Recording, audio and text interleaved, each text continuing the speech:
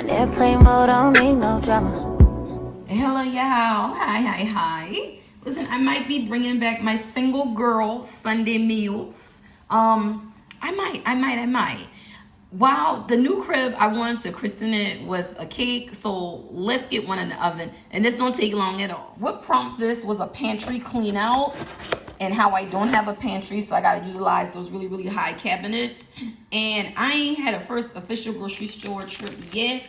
So I'm like, whip up and use what you guys. So we going French vanilla, but I wanna go French vanilla latte style. Not just any French vanilla cake, but French vanilla latte style. Let me show you. I have the box of French vanilla instant pudding. Now, reserve yourself 1 tablespoon of instant pudding. You're gonna need that for your glaze or AKA your frosting. And I have no milk. Now, y'all be like, how y'all pull this up? How you gonna pull this off with no milk?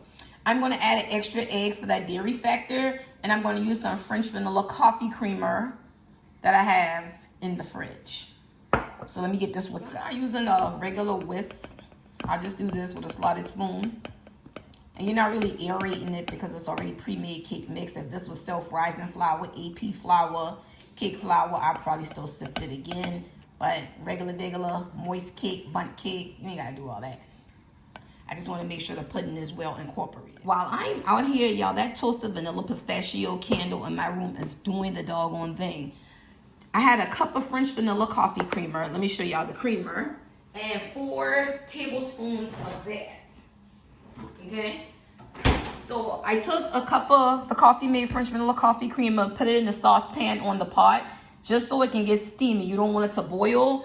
And the 4 tablespoons of this, I just wanted it well incorporated. That's my preheated oven ready. And this is what I came out with. And then I did something a little extra razzle. I add 1 blonde Nespresso pod shot from Starbucks that I have in there.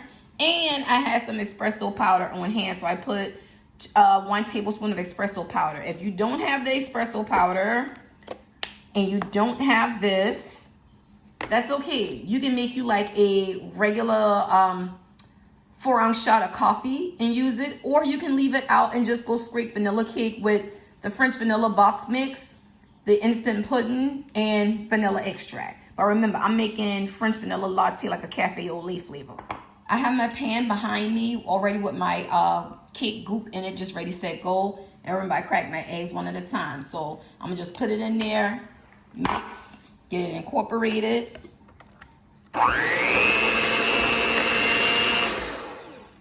Stop. Add a little liquid at a time. You don't really gotta do it like this. I'm just being extra, y'all. To this mixture, I also have my a fourth of a cup of vegetable oil. You could go a 1/4 of a cup of butter, unsalted butter. But for this, just the oil will be just fine because I really want that coffee flavor to jump out. I like my richer butter cakes when I'm doing more pound cake style. When it comes to my certain fruit flavors or whatnot, I like to leave the butter out, but then some of them I do like the butter in. Last egg in, last little bit of liquid mixture in. Let's get it mixed up and pour over into the bowl. This is what my batter is looking like.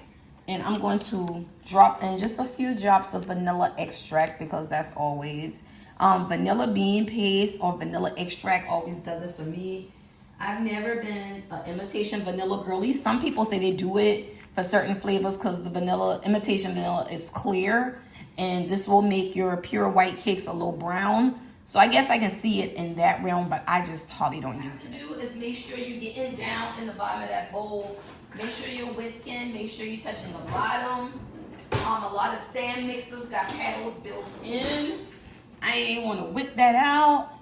And I'm going to switch over to my paddle. I believe this big spoon did it, but just me personally, I've never had an issue with my cakes not releasing out the pan because I use cake goop. But I use baker spray today, and Mrs. Sophina Harper on IG, y'all. I'm gonna tag her. She did the baking spray, and you put the pan in the fridge for a few minutes and take it out and fill it with your cake, and it's supposed to give a clean release. So it didn't hurt to try it.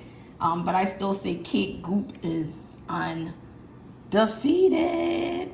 Y'all, this smells like a scraped cappuccino. Yes. Give it a few shakes and taps. I can already tell y'all, this will make an amazing cafe latte coffee flavored cake base.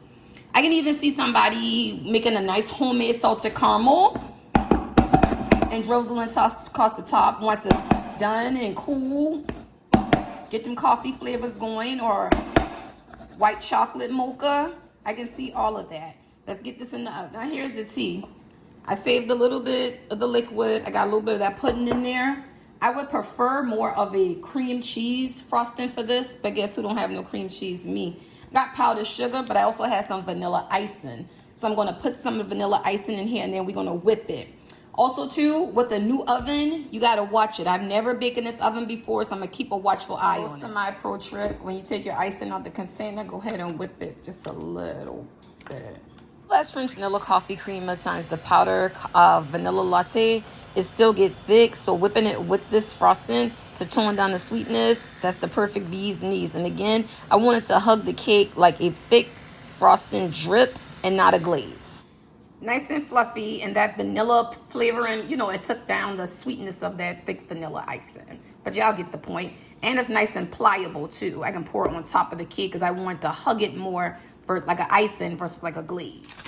The other half of Sunday, single girl Sunday dinner, I'm gonna do some Brussels sprouts with bacon in the air fryer.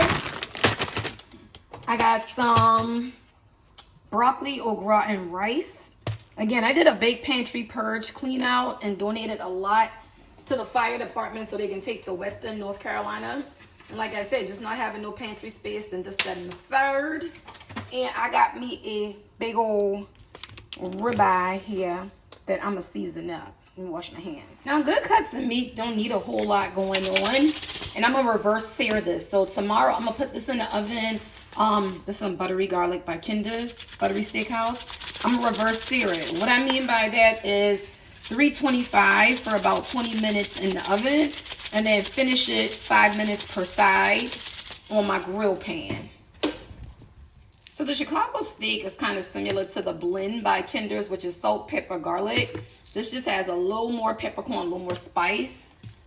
So I put them both on there. And I pat this ribeye dry, y'all.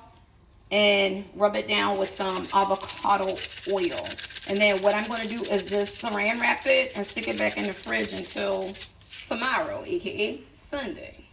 And y'all know how I go. I don't care if I just edit that section for a minute. Clean as you go. And with these countertops right here, this particular Windex, the multi-surface disinfectant, is big because you disinfect as you go. Versus something that you just put on the counter that smell good. You want to disinfect. Like, okay, this is what it's looking like. And she smells so good. Flawless release. Now remember, this is more of a, not a glaze. A glaze you can kind of put on warm. We want more of that thick hug, stick to the body. So I have to let this cool completely. Probably wouldn't put this on here until tomorrow morning, but y'all will see when I finish my complete Sunday. What I did is I took my bag of Brussels sprouts out like an hour ago, so some of that defrost, some of that chill, so I can cut down into it easily. I like to slice and quarter my Brussels sprouts, and then I'm just going to stick this in the oven at that 265 temp for about 15 minutes to reverse sear. And then I'm going to whip up this sauce for my Brussels sprouts. I wanted to go with like a sticky Asian flair. I forgot to put the sesame seeds on top, but that's okay. The butter melted on the stove top. That's sweet and sour sauce, a little bit of W sauce, a little bit of soy, a little bit of honey, and just make it do what it do. I knew what flavor profile I was going for, but you really can't go wrong with Brussels sprouts, aka mini cabbage, which I don't understand why people run from them or said as kids I don't like Brussels sprouts. They are amazing, especially with bacon. So I got that all stirred up, and once I take everything out the oven, I end up putting the Brussels sprouts in the air fryer to crispy them up.